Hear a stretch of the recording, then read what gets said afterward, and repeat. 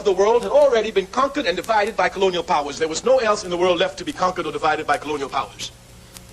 This is the time when Zionism comes to rise. Zionism comes to look for a state when everywhere else in the world is already dominated. Thus, in order for Mr. Herzl to get a country for Zionists, what he did was to attach himself to imperialism, British imperialism in this case, quite specifically. Of course, as an African who suffered under the heels of British imperialism, I can have no love for it, and certainly I cannot love anyone who attaches themselves to it for the foundation of a state, and then call this a liberation movement. Liberation movements fight against imperialism, not with it.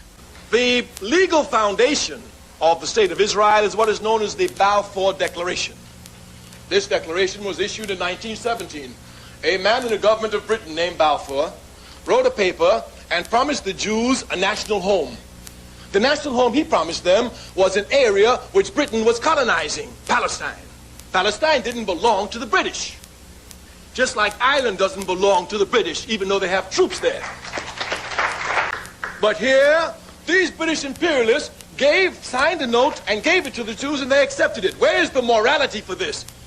If you say that Israel belongs to you, then you don't go to a thief to get Israel, you go and take it.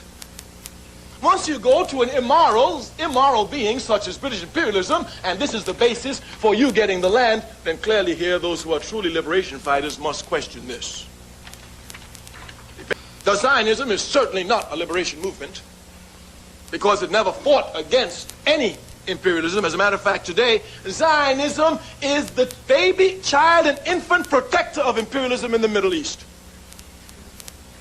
It carries out the interests of American imperialism. As a matter of fact, Zionism and American imperialism is like this. If our tax dollars would stop giving money to Israel, the state would sink tomorrow.